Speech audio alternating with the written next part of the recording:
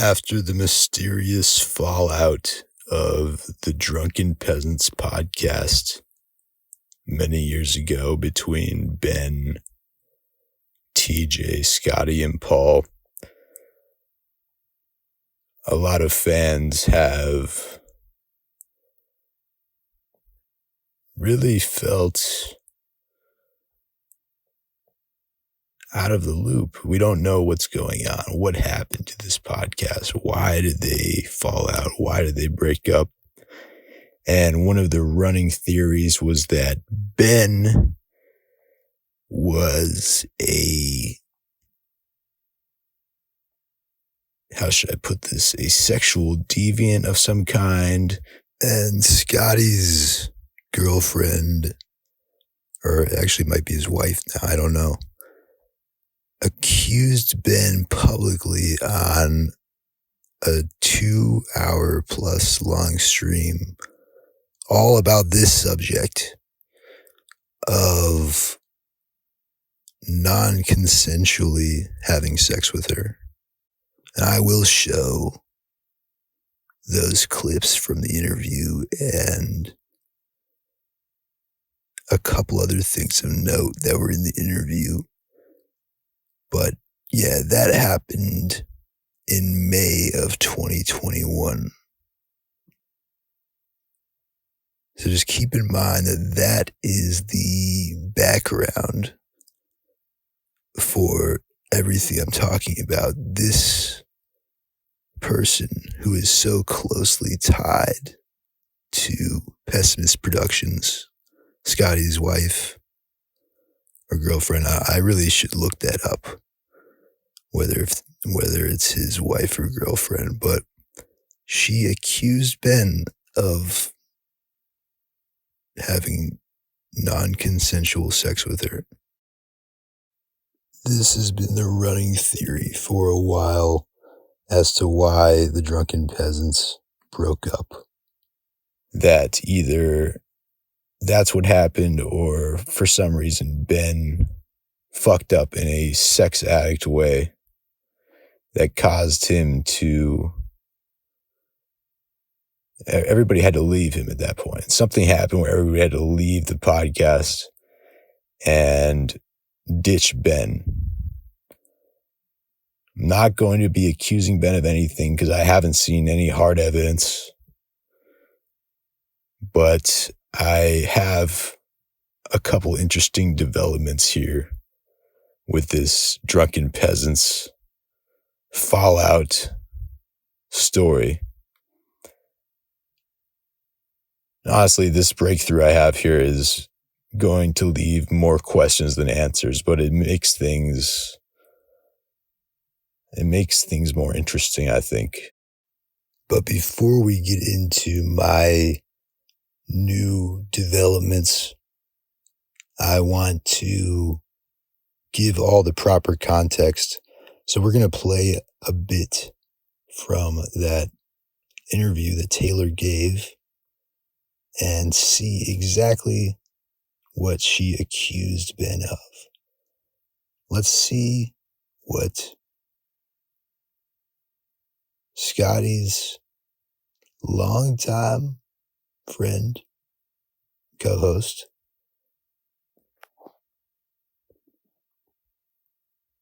Scotty's girlfriend, wife, I tried to look it up. It's not clear. Accused Ben of these things. So let's just see what exactly she accused him of. Let's get into it. I think, okay, the next question is, so did he ever force himself on you, or? It's kind of hard to say because it's weird because like this is the most disturbing memory I have of him. Okay, so just as a precaution for the safety of my channel, I have done a couple of things here to hopefully defend against that because I feel like this interview, this channel we're watching here, I think it's Jamie Darky or something. Jamie Darky. But then it said something else at the top of the screen, so I'm not sure. You know what? Maybe I shouldn't just assume that they would be the type to strike my channel. But yeah, I added a couple filters and I will have to do some light commentary here in between. I also sped up their voices because I just want it to be over with as quick as possible here so that we can get to the new part that I have to share with everybody. So let's continue with this interview. And it's the one that has been around with me for years and it just doesn't ever really seem to go away. But I guess it was like the second or third evening, Ben took me to this place called the Coyote Cafe. Mind you, this entire trip, he kept talking about how much money he had, what a nice car he had. Mm-hmm. Every time we went, there was this jewelry store that was really close to La Fonda, and he was like, I could buy you that. Do you want me to buy you that? So this is going to be a very nuanced piece of journalism, this video, because I'm going to do my best not to take sides or assume anything that isn't true. I'm just going to describe what's happening from an anthropological perspective and say, who is right? It kind of gives people the opportunity to scratch their heads and think, who is right? I guess she is kind of right. I guess he is maybe not as wrong as she says he is. What is going on? Is the truth somewhere in the middle? So we're going to look into this Taylor versus Ben Drunken Peasants fiasco. I'm like, no. It was so weird because it was just like the way he talked about himself. If he knew me at all, he would know that kind of stuff is not, I don't wear jewelry. Right. I'm not a fancy person. I'm a fucking redneck from northern Louisiana, that's not me. And again, he did it by taking me to this place, the Coyote Cafe. Ben essentially swept her off her feet. He was this rising star. Wow, Ben was a rising star. That's weird to think about now. He really was. He had a lot of potential back then.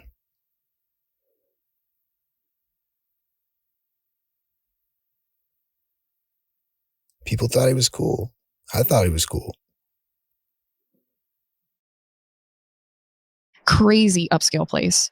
I felt super uncomfortable there. I felt really out of place. And we went in there and he was talking about how much money again he had and like this will be a regular thing with him as if it was like to impress me. But he asked me to look over the wine list and the wine list was so extensive. I mean, they had a book and I looked at the prices and I'm just like, no way, dude. Like this is like $30 for a glass, like crazy stuff. Damn. $30 isn't even that much for a glass of wine. I'm paying 90 plus. Just wanted to jump in and say that because I was surprised $30 is so surprising to her. 30 is not that much money.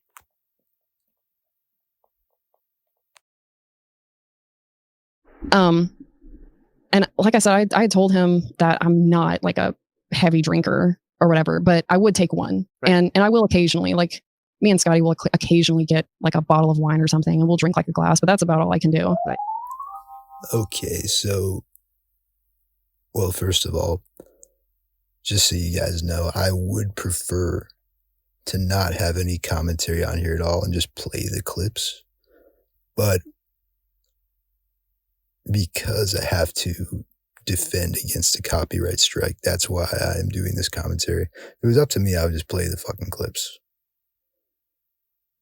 Anyway, So we established her baseline drinking habits.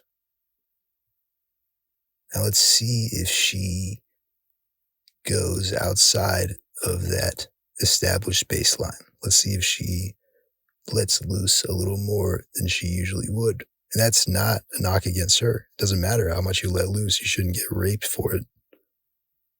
But we're just seeing the facts of the case here.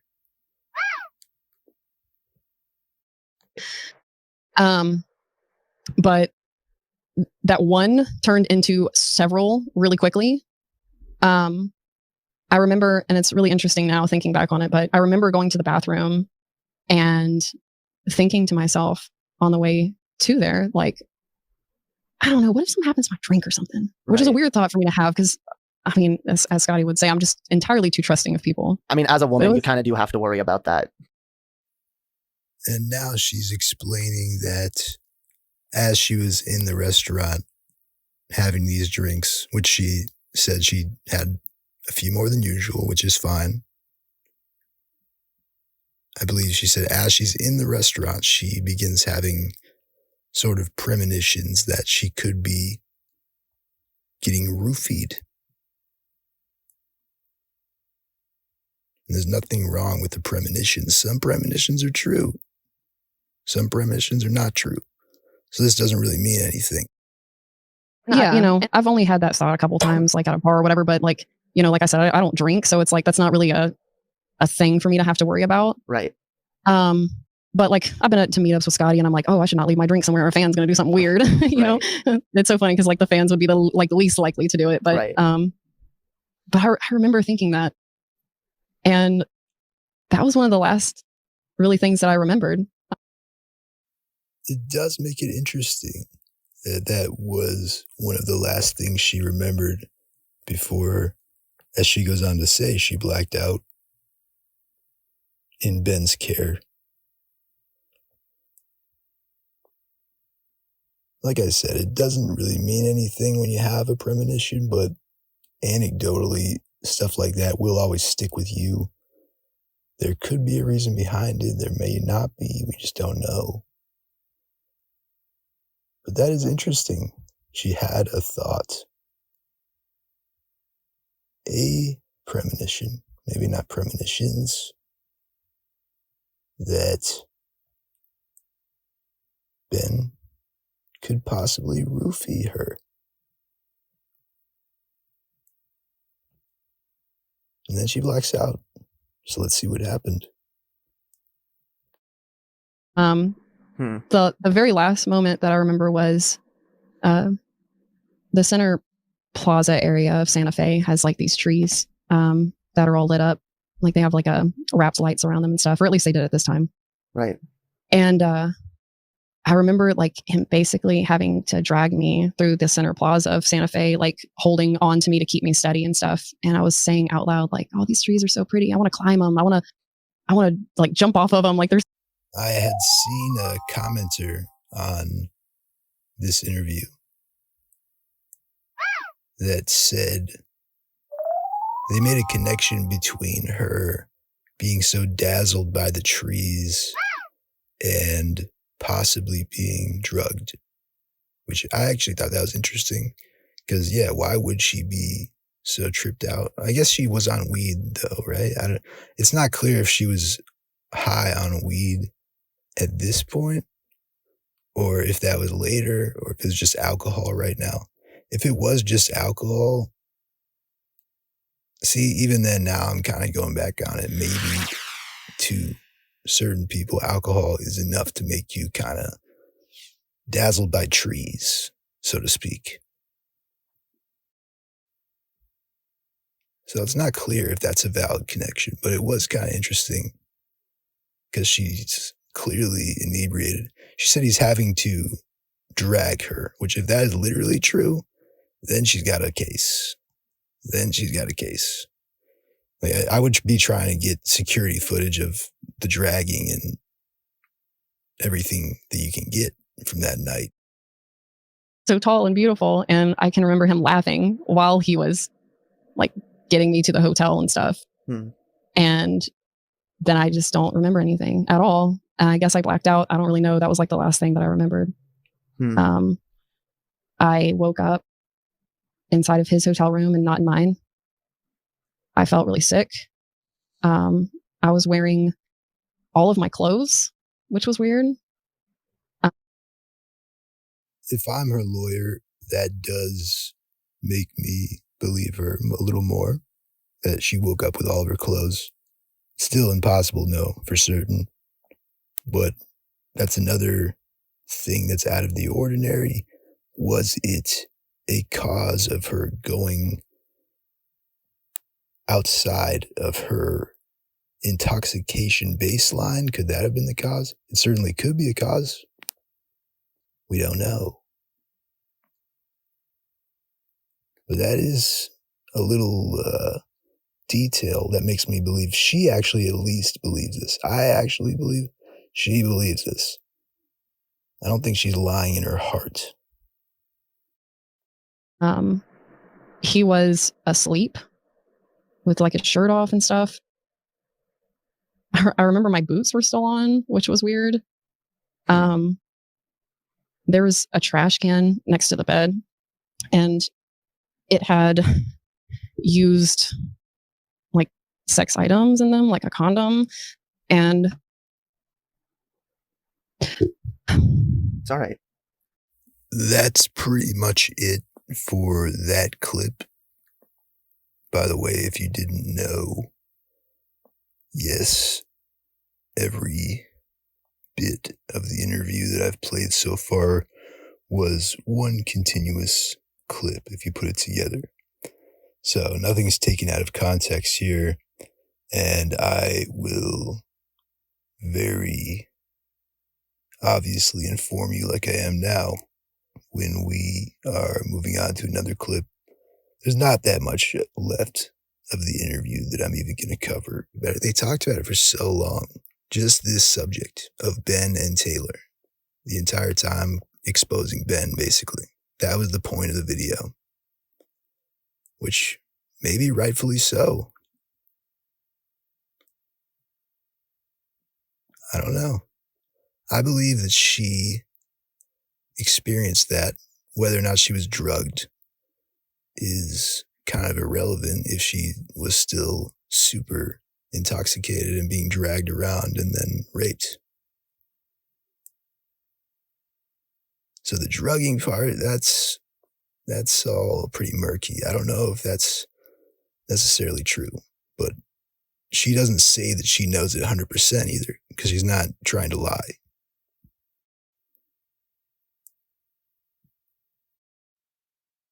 Now for clip number 2, we are going to be watching where Taylor just flat out says she was raped. I didn't even know that she said it as plainly as that until I've already made the most of this video. So I wasn't expecting that there would be a very bold pronouncement of it by saying rape. I thought she would be kind of trying to dance around it. Like later in this video, I explained one part where she said she was gaslit into believing that the sex was consensual, which would imply that it was not consensual. That would imply that in truth, it was not actually consensual. And he just made her believe that. You'll see. I'm not going to go into that because you'll see. But yeah, when you watch that part, just know I had already made that and thought that I was going to have to build a more detailed case than maybe I did, but that's okay. More details better. I'm fine with that. I just hadn't known when I was making that there was already such a clear accusation. I thought there was more of a vague accusation. So yeah, let's see where she says that, because that's very important to include. It's really and I not. had to realize later on that I was raped. And it was such a hard thing, because like I was like, well, I had done other things with him, like maybe it really wasn't me, because after that, like I still kissed him after that. We still did stuff, but it doesn't, now I realize that it doesn't really matter. Right. what happens before or after doesn't change the fact that that happened, you know? So, but that's the only time I can think of that anything was forced onto me. I understand that stuff like this may be difficult subject matter for some viewers. So viewer discretion is definitely advised. And I would not share anything that isn't pertinent to the case. I wouldn't share anything that's not important for you guys understanding the full context that you'll need at the end of this video. Because otherwise I'm going to be asked all these questions and people are only going to get half a picture. I'm just going to lay it all out and try to be as clear about it as I can so there's no confusion. That's why I'm doing this. So, yeah, there's really just one more clip to get into, which was when Taylor was asked what red flags she noticed Ben exhibit while they were together. These are the ones she noticed. What red flags did he exhibit? Let's see what her answer was. Right. Okay. So I guess overall, what would you say were the biggest red flags about your overall interactions with Ben throughout the entire thing? The biggest red flag for me was that he contacted me in the first place. That should have never happened. You mean like him being a public figure? And contacting me, yeah. Right, yeah. Yeah, that, I guess, Okay, see, here's an example of something where I will have to give Taylor some pushback. Because someone like me, I'm a public figure.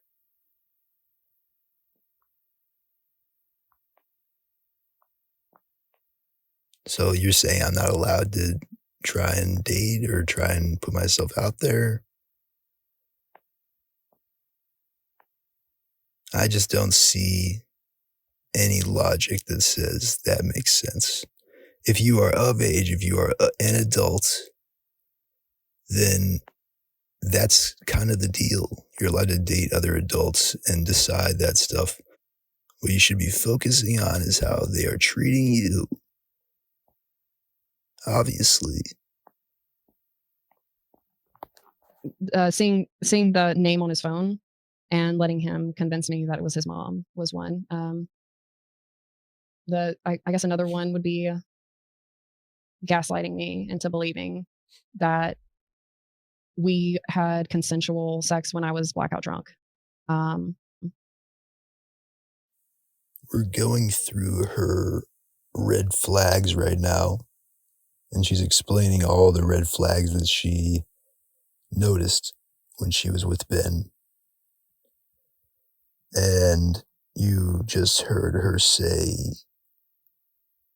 that she was gaslit into believing that the sex was consensual. So that means that is a formal rape accusation, because that's the only thing that you could infer from that, is that she believes that that's the truth, that she was raped. And I believe she does. I actually believe her.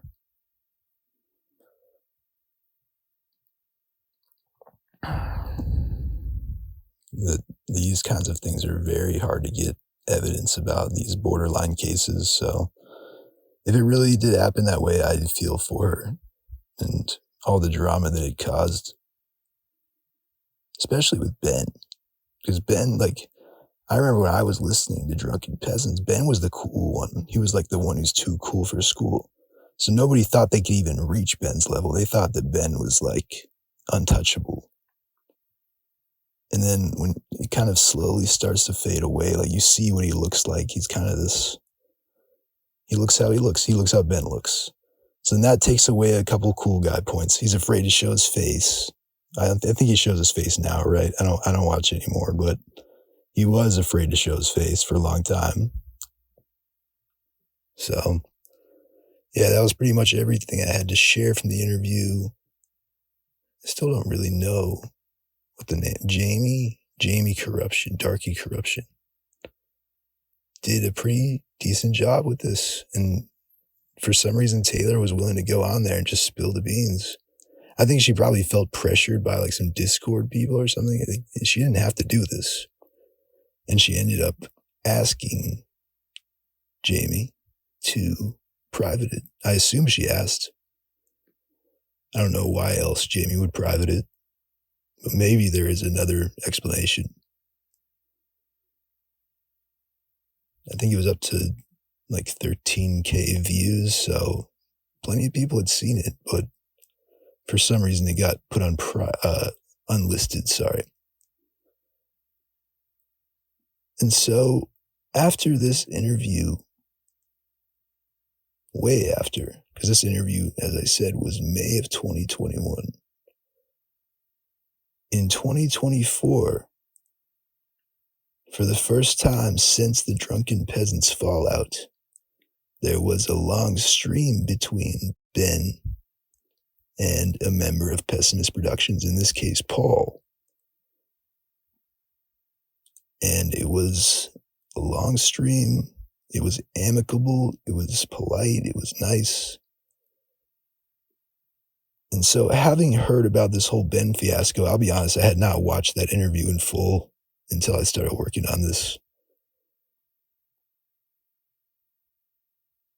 Up until Ben going on to the Poltergeist stream, which is basically just Hideology. It's the new version of Hideology. I was thinking, of course they hate each other. Pessimist Productions hates Ben. The fans were under the impression that Ben was their arch nemesis. They can't stand Ben for what he did. He's public enemy number one to Pessimist Productions. There's just no two ways about it. There's no reason that there should be some nice, calm and polite, peaceful stream between Ben and Paul. Unless Paul was planning some kind of betrayal arc where he betrays Pessimist Productions. That was my initial theory. But I didn't know enough, so I reached out to Reddit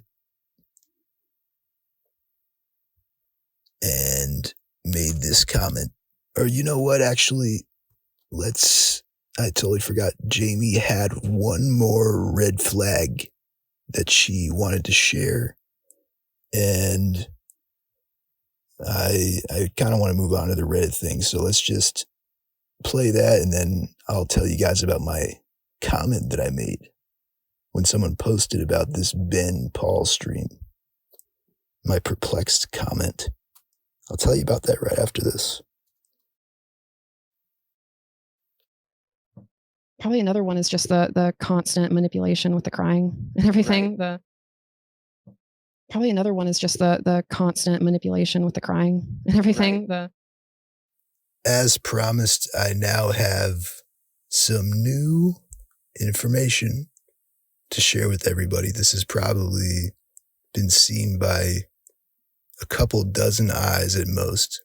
Whoever saw was lucky enough to see when this happened. I'll explain everything. But my discovery, I don't even know if it's a discovery, actually. It's more like what I added to the story here, because I do think I added something. I shouldn't be saying that I discovered something because it's not that big of a deal. But let me just explain. So I made this comment reaching out about the Ben and Paul stream. I was confused. Let's see what happened.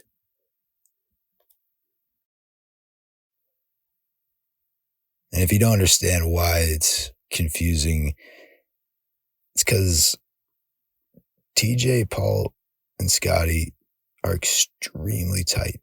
They talk about everything. They work together all the time. And so I made this comment, reaching out to the community for clarification as to why this stream would be happening in the first place. All it would take is for Scotty to believe her and not think she's a sociopath liar accusing his old friend, his former co-host, of one of the worst crimes imaginable. That's all it would take, is him believing his longtime girlfriend. Doesn't even matter if Scotty or if TJ believes the accusations. That's irrelevant. All it takes is Scotty. Something that serious, all it takes is Scotty. And they should be not even having to ask twice about it, right? So what's going on here? What the hell is going on here?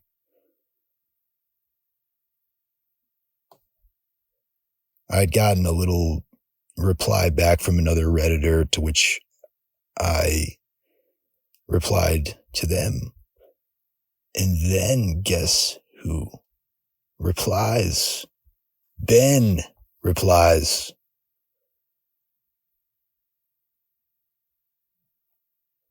And it was a very interesting interaction we had, an eye-opening interaction that was also very revealing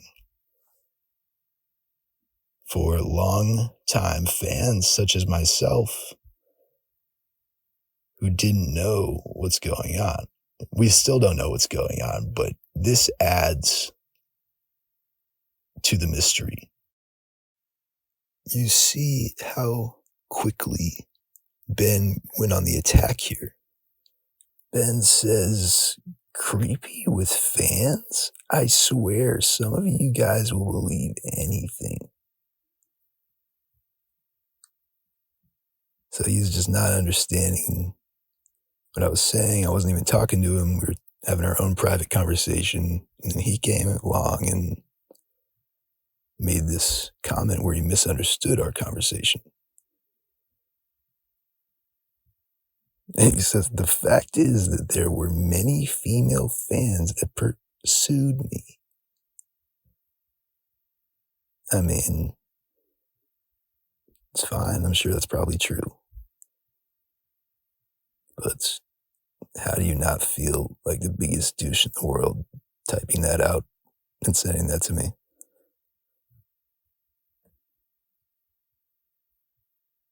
And we didn't even get into the creepy with fans thing, I don't think, because that's not really relevant. These things that we're dealing with in this video are a lot more serious than creepiness with fans. It's a lot more serious than that. So that didn't even come into the picture. But in this reply, I did bring that up because that was something I had seen many times. Other fans saying, Ben has been creepy with fans. That's why it ended. That was part of it. He was creepy with this fan and this and that. So I don't believe that 100% because I have no evidence of it and I don't know what it's about. I don't know what the there is. So I scrolled down in the same first reply that Ben gave. It says, you shouldn't believe accusations based on their severity. If anything, more serious accusations should require more proof, or whatever he says. I wasn't even accusing you, Ben. You are traumatized from all these leftists coming at you about this, and you're seriously thinking everybody's coming at you, dude. I'm not even upset with you, or I'm not even sure what the situation was. That's why I made this video, to try and get to the bottom of it and give Ben his fair shake. But you didn't give me my fair shake in that reply right there, because that didn't warrant that. I did not deserve that. So then I replied this back to Ben. I just critiqued his logic and attempted to tweak his logic in the ways I felt were necessary. But yeah, I already covered that pretty much. I already have been critiquing his logic this whole time. So now we can just move on to his next reply here.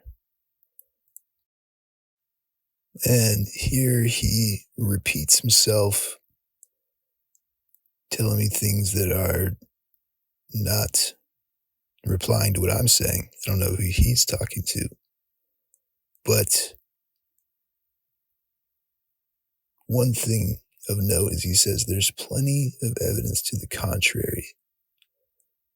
Ben, I happily admit that I do not have all the data when it comes to the situation between you and Taylor, Scotty's wife. I do not have all the data. If there is anything I've gotten wrong here, or if you do have evidence to the contrary about anything Taylor said or anything that was said, please reach out and hand that over, because I'd be curious to see it. I'll issue a retraction for anything that's found to be provably untrue.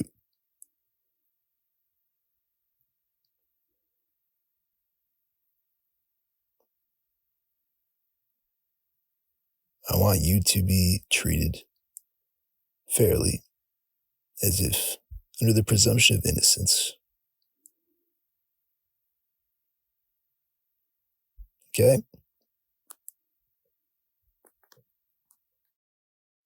I proceeded to reply to Ben again, and usually I wouldn't even bother because clearly he doesn't want to be gotten through to. He doesn't want it to make sense. It doesn't make sense. He wants to ignore it. He wants to pretend it doesn't exist, pretend it's fake, pretend it's not legitimate. It's misinformation as far as Ben is concerned. And it very well could be, but what I'm saying is not misinformation, because I'm not saying he did it. I'm just saying this is what people have said.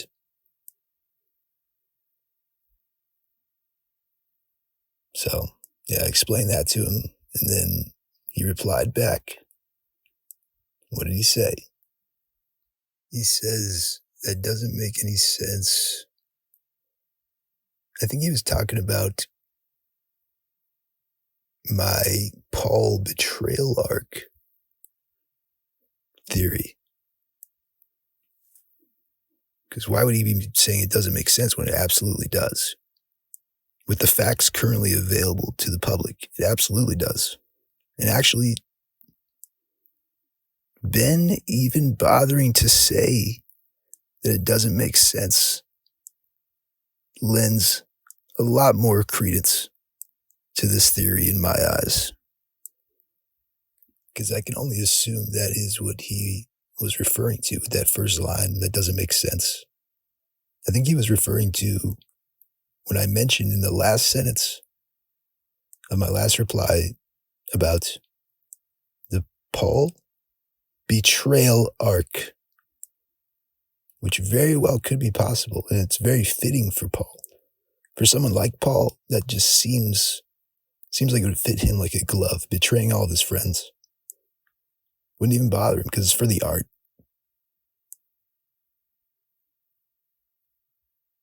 And it's a more interesting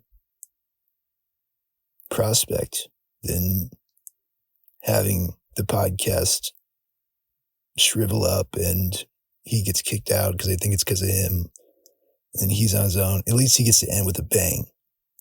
I could see Paul doing that. I really could. But something else he mentioned in that comment, Ben mentions that TJ invited him to a meetup. That just makes things even weirder. Why is TJ inviting Ben? And as I already explained earlier, it doesn't matter if TJ thinks the accusations are false. I've already explained this. if Scotty believes it and Scotty is still with Taylor, then inviting him to a meetup, inviting Ben to meet up with Pessimist Productions, it doesn't seem possible. Seems like that would be a fight between Scotty and Ben. How could it ever be chill after what we just heard? How could it be chill between them? I don't think it could. As you can see, this conversation was kind of the catalyst for me making this interview because it gave me so many questions. How could they be chill now? And I believe Ben when he says he got invited, because it seems like that's the type of thing where he's like, no, bro, I have proof. And then he gets to show you the proof, and you look like the fool for doubting him. I actually believe that. But I don't know why they would do that. I cannot imagine why. So I just started my first questioning about this topic here, and then Ben replies back again. This one was kind of quick and cryptic on Ben's part. And like I said, usually I wouldn't even continue engaging a Redditor like this, but it's Ben from Drunken Peasants, and he's replying angrily to my comments, stating that there are theories out there. That's it. I wasn't accusing him, and questioning why this stream would be happening because of those theories.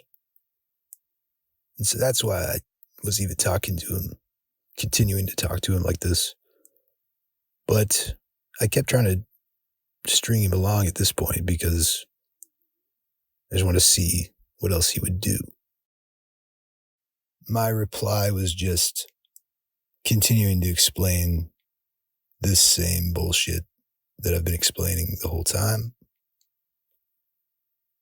about how it's weird, doesn't make sense, and trying to get an answer out of him about it, but he kept dodging the question.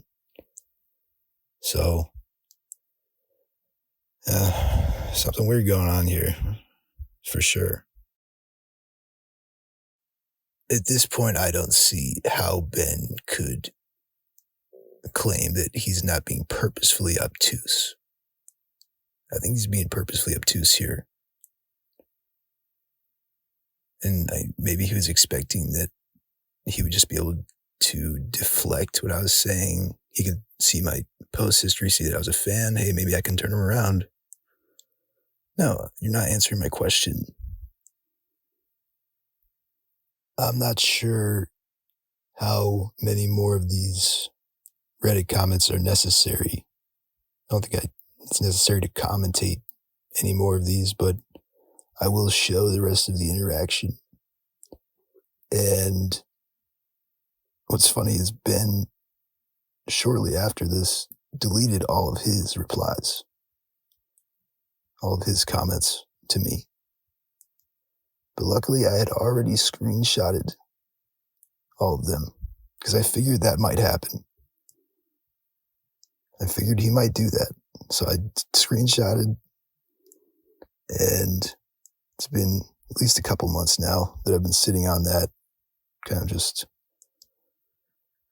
thinking if, maybe I could do something with it. So here it is. Here's those messages you deleted, Ben.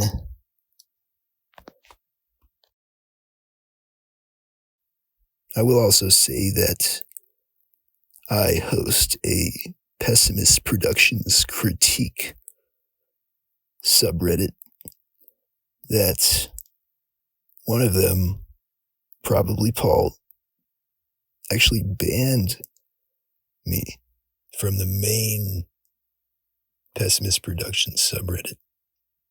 Which that one's called r/deep fat fried. Mine is deep fat lied. They actually banned me for making that. Or in this case, bananaed me for making. Right, TJ? Hmm. To be fair, I also used to tease Paul on there before I was banned, but making r/deep fat lied was the last straw for Paul. He had enough of my teasing after that. So that's the only thing I have to plug, actually. Deep fat lied. r/deep fat lied. I'm going to try and do a critique and evidence gathering subreddit. Unfortunately, as of right now, we're pretty much at a standstill when it comes to the true facts of this case. So no, as annoying as Ben is, I couldn't prosecute Ben with just the evidence we have now. If I'm the judge, jury, and executioner here, I'm saying we have to throw out the case, basically.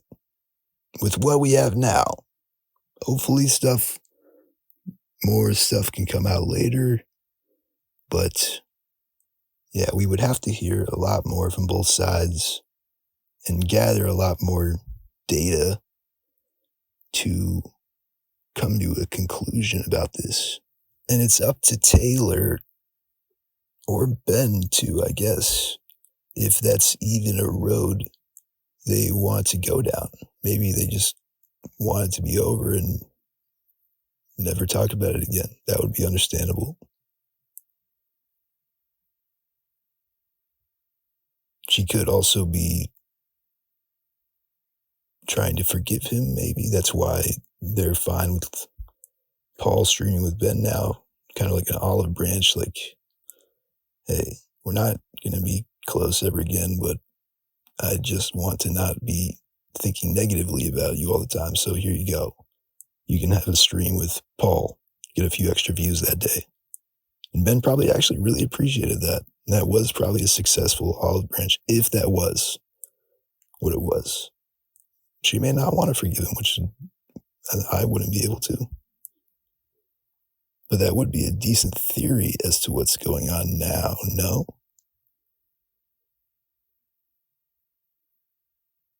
That's her right to forgive him if she wants to. But she can go full scorched earth like back when she did the interview. The choice is hers. And if it truly went down how she says, she'd be extremely brave soul to even consider forgiving that. Anyway, yeah, that's pretty much everything for now that I can think of about the Drunken Peasants Fallout situation.